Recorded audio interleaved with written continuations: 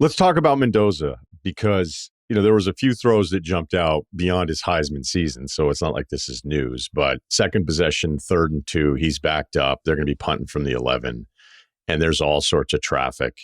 And to see the end zone shot of that, to see how athletic that throw was for only a few yards, but it moves the sticks. The Becker touchdown, where you could argue, well, hey, that's an easy throw because the safety's cleared out on the underneath route, but he still is facing pressure and he has to know there's one thing that I'm looking for on the Cooper route underneath. And if I get that clearing, then I know I can rip this ball, but the pressure doesn't rattle him whatsoever. And then there's the 3rd and 8 throw later on in the game and the game's over.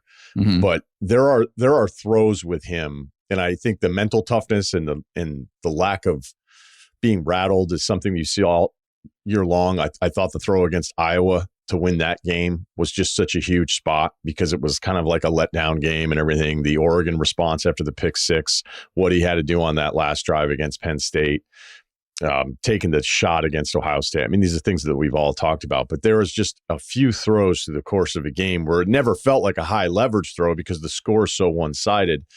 But I wonder when you watch him, if it's about getting excited about the best options for 26, or if this is about Mendoza being special in comparison to some of the other guys that are in the argument for a number 1 pick historically.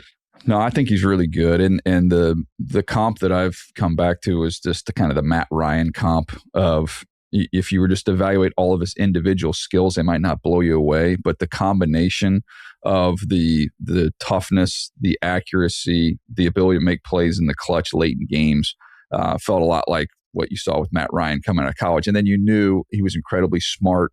He was prepared, like all that stuff. He checks all those boxes. So I was comfortable before even that game of saying he's worthy of being the number 1 overall pick. And I think he's ready to go. He can come in and hit the ground running and be a up and running, functional starting quarterback. Now, I didn't think he's going to be a top 5 quarterback in the NFL.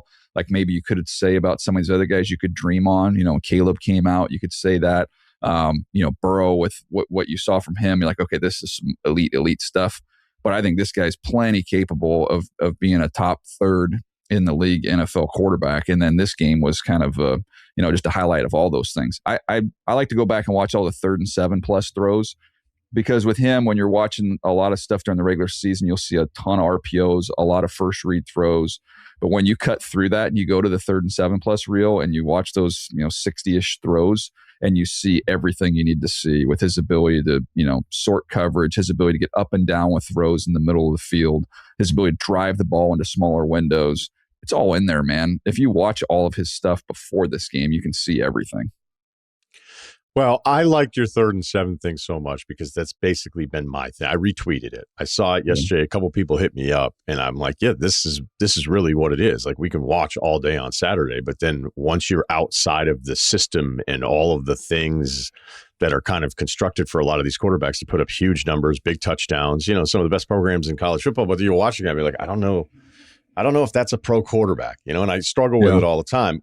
What do you see when you rip up just the edits of the 3rd and long guys? Like, is there somebody that maybe would surprise people? Like, who I actually really like is this guy.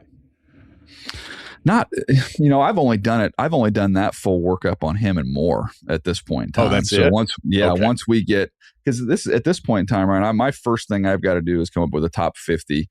And like, I think I have like 17, 18 days and I got to pump out a top 50. So I call around to every team, all my buddies with teams, give me top 50 candidates. We'll go through all the positions.